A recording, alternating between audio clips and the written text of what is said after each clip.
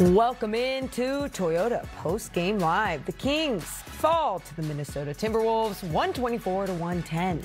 The first game of the 5-game road trip. Welcome in, Kings fans. Morgan Reagan, Deuce Mason, talking about this loss. Man, Deuce, there's so much to get to because I was so encouraged with the response throughout this game. I was like, yeah, even if they lose, like, I'm feeling good. I'm feeling all right. They're going to fight till the end. But then when you get a fourth quarter like that, it's not just about going cold, right? Or, you know, Minnesota stepping up. Like, no, it's not about, it's about controlling what you can control. And I just felt like there was too many mistakes. There was things that they were doing wrong there at the end that were definitely their fault leading into this loss. The fourth quarter was rough. I mean, you scored 19 points. And some of that came at the end of the game, right? You get outscored 32-19 in the fourth quarter. You go ice cold. But it's not just missed shots, right? Like, if you watch the start of that fourth quarter, it got stagnant. Yes. The Kings were playing slow. Yes. Then they had turnovers, right? The passes weren't as crisp. They're forcing things inside. You know, the first half, Minnesota scored 11 points off their turnovers, okay, 8 turnovers. Yeah. In the fourth quarter, Minnesota scored 11 points off 5 turnovers. So the mistakes were too costly, and then you're putting your defense in a tough spot. So, I mean, to me, it was the offense that let them down. And the one thing I'm surprised with is one of the better lineups I saw tonight that got the Kings back in the game was when we saw a 4-guard lineup, which I get it. It's tough to see a 4-guard lineup sometimes. But you saw Dennis Schroeder out there with Malik Monk, Keon Ellis, Neat Clifford, and a big. You had spacing. They were flying around defensively.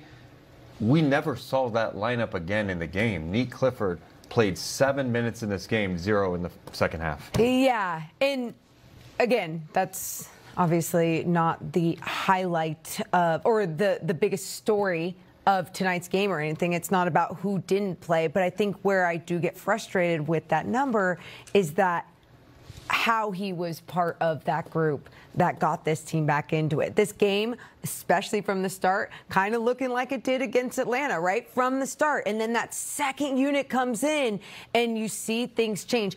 I asked you at one point, too, I said, man, why aren't these other guys coming in yet? And you gave me the time difference from that Atlanta game to this game and saying, like, oh, it was around the same mark that those guys had come in. I was talking about the first half when they came into the first half, and then I thought, oh, maybe they'll come back in the second half. And look, you're right.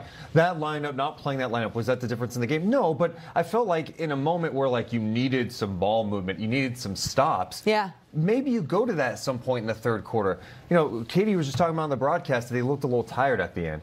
Okay, if they are tired, then that's another reason. You don't play them a lot in the third quarter. Stick to your first quarter rotations a little bit and use that bench to get you the energy you need. You know, Malik Monk only played 15 minutes in this game. I know he missed last game, but that group, with their ability to fly around, space the floor, attack the bigs off the dribble, get the ball moving around, that got Sacramento in this game. Well, I want to break down more then of what that bench did, Deuce, because that bench unit that we're talking about, that second unit, there was a lot of good coming from that. Yeah, there was plenty of good. And just talking about, right? You just will go smaller and let your small guys just fly around. Well, what you just showed me in that breakdown is what I noticed, especially in those last 2 plays that we were showing, was the right basketball being played. Because even when I saw that ball stick at first with Dennis Schroeder on that left wing, and then he passed it into Sabonis, who was coming down to the paint, and then passed it back out, what he did was a great job. He made a quick decision when he got the ball back to take that angle when Rudy Gobert was out. And then on the defensive end, just like you said, it's about making the right decision. That double coming over, not only was Naz Reid putting the ball on the ground, but the active hands from Keon made him look down, made Dennis come over, poke it away, boom. All these little things is possession by possession, doing the right thing, being mentally just there, physically just there. And we say this after every single game with the Sacramento Kings, with this team specifically, there is not a lot of room for error. So when you are out there, when you are getting the minutes in every second you're on the floor, and that's why I think we brought up Neat Clifford so quickly, because in his 7 minutes, we just saw so many times he's doing the right things. Absolutely. So, you know, that's one area I look at right away. They miss shots too. I mean, that's part of it. I mean, that's a bummer of it all. Because I did think they had some good stretches. And look, It's about winning games, okay? So there's no like, hey, they played well for 3 quarters.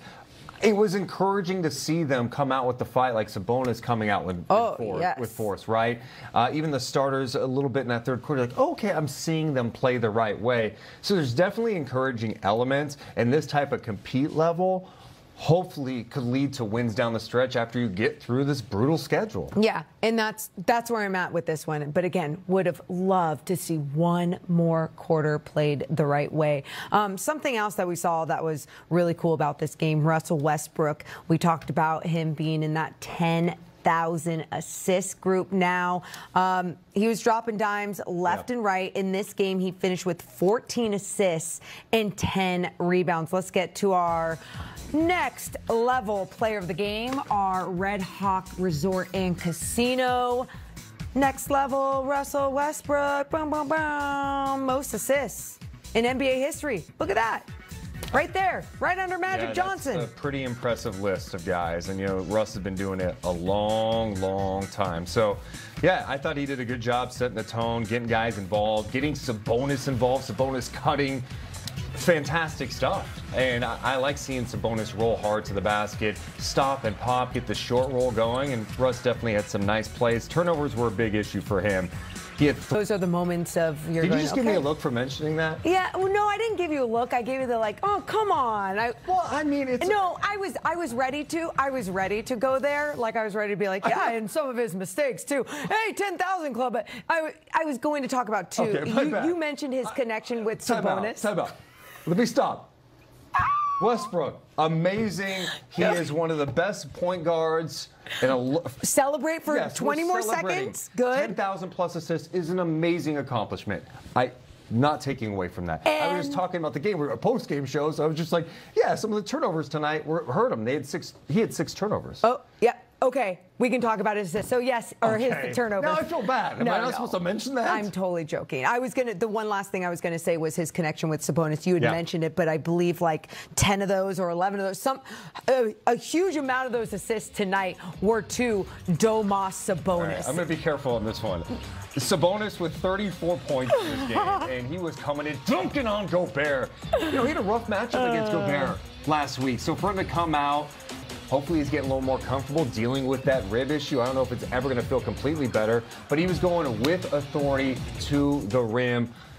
Very quiet in the fourth quarter, though. And the Kings were just quiet as a team. He missed some good looks around the rim, and yeah, that was a tough finish. And that's the part about it, because when we were looking at this game and talking about it throughout the first half, we're talking about how dominant he was playing. He was playing with force and just the bounce back performance, not only from Atlanta, but even from the last time that he matched up with Rudy Gobert. And so it was great to see, but it's also how these guys are going to finish up these games, and especially if they are going to be the ones with the minutes on the floor. You're absolutely right. Russell Westbrook, got to take care of the basketball. Domas Sabonis, you've got to be present. You got to be there. You got to give a little bit more and be there in that fourth quarter, especially if Doug is going to go in that direction and play these guys late into this game, especially when we saw how minute distribution has been changing over the last couple of games. Obviously, some because he was disappointed in guys, others because of health. But I just want to see those minutes distributed differently, even going forward on this road trip. He leaned on the starters. He did. You know, and I thought last game they got blown out, but that Denver game, they were competitive. Yeah. There's a little more balance to it. And so DeRozan plays 34. I think ideally, if you can get that down to 30. Sabonis playing 39. That's heavy minutes. 36 for Levine, 31 for Westbrook. It's going to be a tough balancing act, as we talked about all year. Monk's back in the fold now, so you added another guard to the mix. How are you going to find minutes for all these guys? It's a challenge, is how the roster is constructed right now. Well, when we come back, we'll talk a little bit more about this game plus the upcoming schedule. And maybe Deuce will talk about Russell Westbrook's turnovers once again. I'm kidding, as we should. I gave him love. Kings lose 124-110. We'll be right back. Toyota Kings Post-Game Live is presented by Toyota.